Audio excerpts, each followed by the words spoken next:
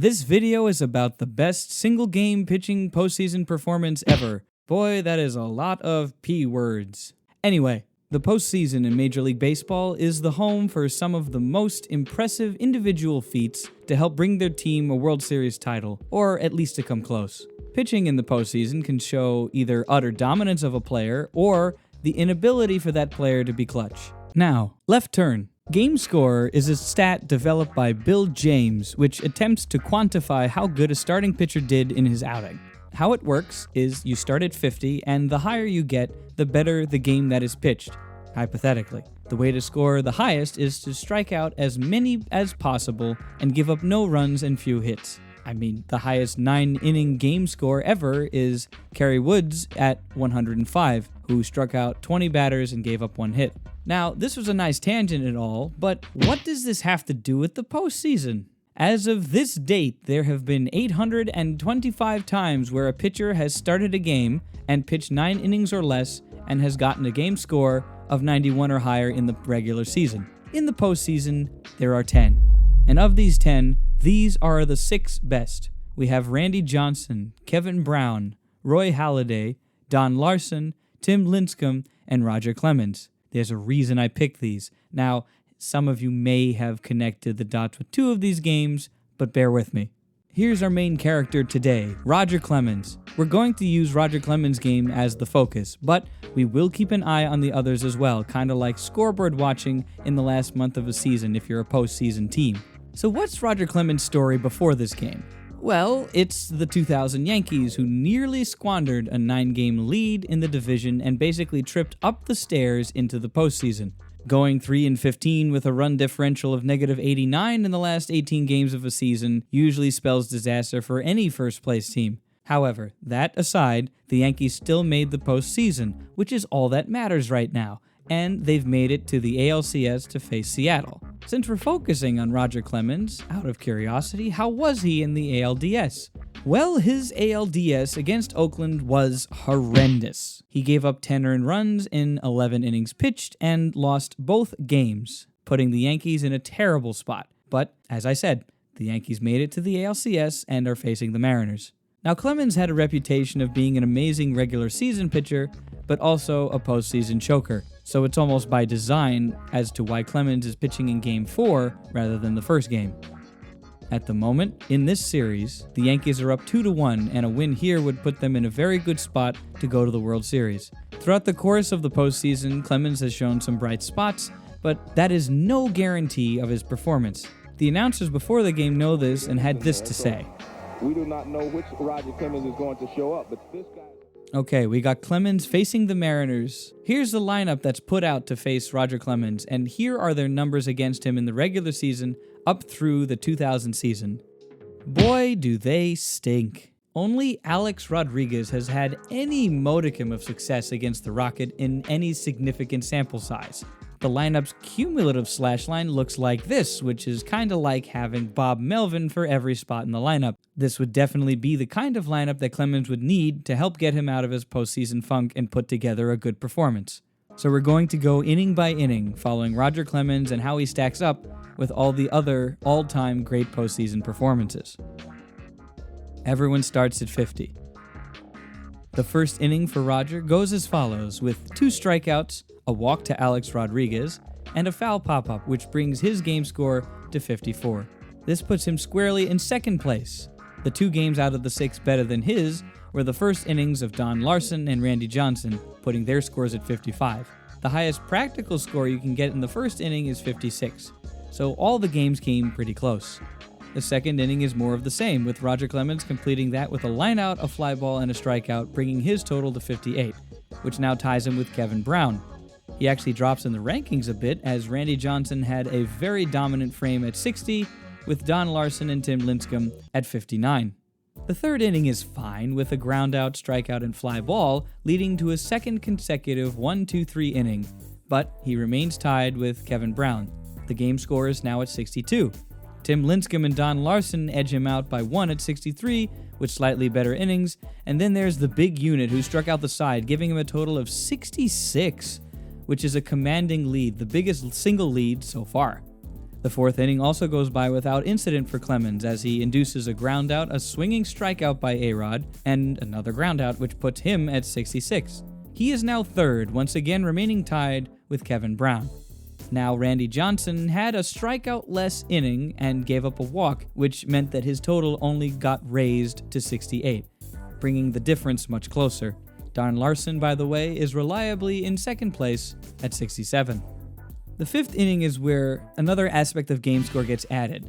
Game score rewards longevity by giving 2 points per inning completed starting from the fifth. As you may have guessed, Roger Clemens pitches another smooth inning here with a groundout, a strikeout, and a pop-up to third base. That sets his score at 72, now tied with Don Larson. Now, you may have noticed, but through 5 innings, Roger Clemens hasn't given up a hit yet, which, at the moment, puts him in company with Don Larson and Roy Halladay. By game scores, this is the closest everyone has been with each other since the first inning. Kevin Brown and Randy Johnson are each at 73, and Tim Lincecum and Roy Halladay are at 71. It's a really close race to see who pitches the best, and at the moment, they're all pitching fantastic games. Now that everyone is aware that he's in a no-hitter right now, Clemens decides to turn things up a bit by getting a pop fly and 2 strikeouts. His game score? 79. It's the first time he's been ahead of everyone else here, but with the exception of Roy Halladay at 76, everyone else has a game score of 78. Oh boy, this is fun.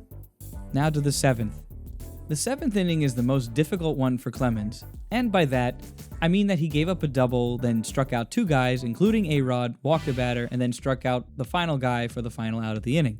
His game score is now at 84. Yeah, the no-hitter is gone, but who cares? Also, Tino Martinez, the first baseman, missed catching that ball that fell for a double by an inch.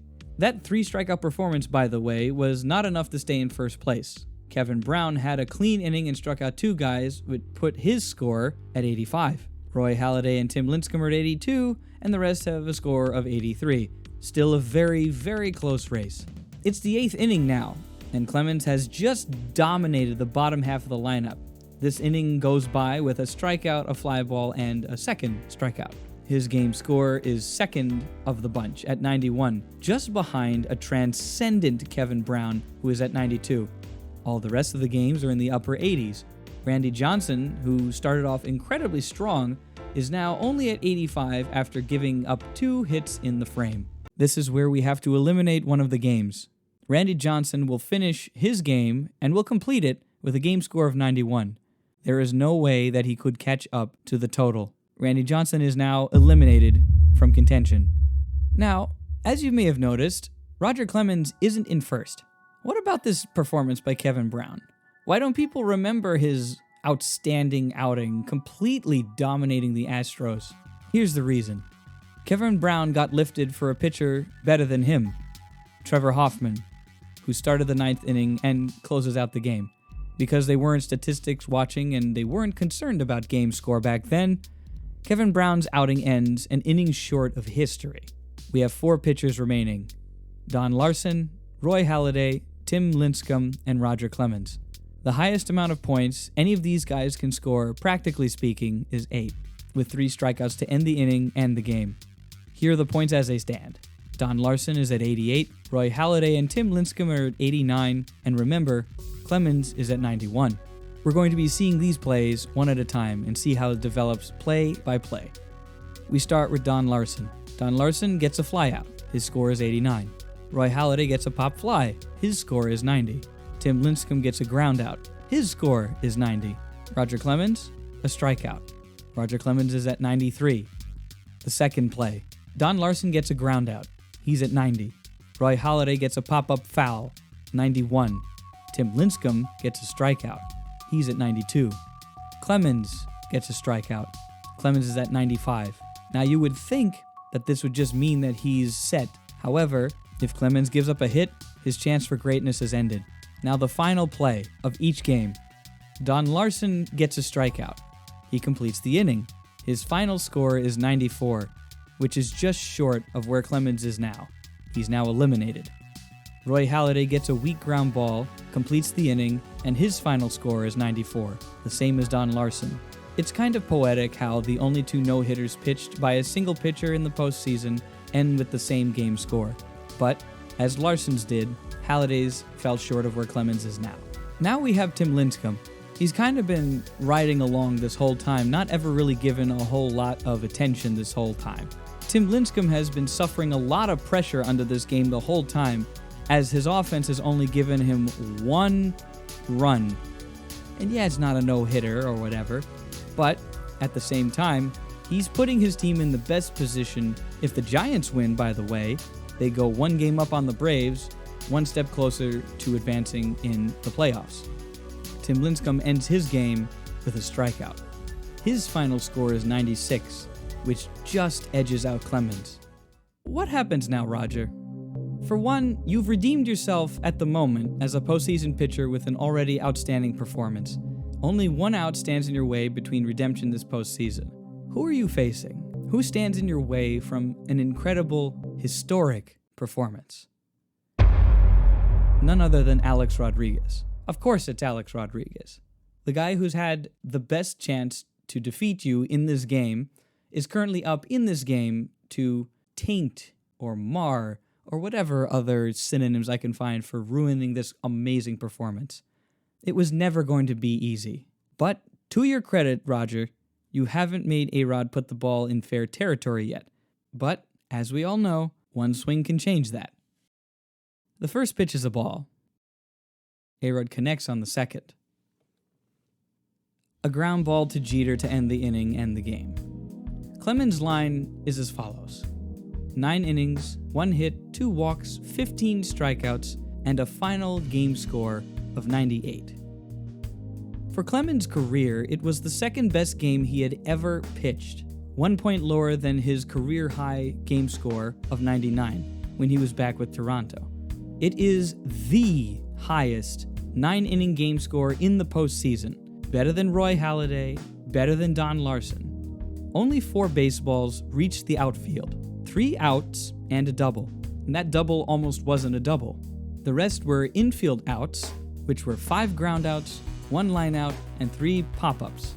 2 players walked, and the rest were strikeout victims of the Rocket. Now, you would think that he would have something, I don't know, profound to say about how he was able to do this, or his ability in the postseason, how he was happy to get on the stage.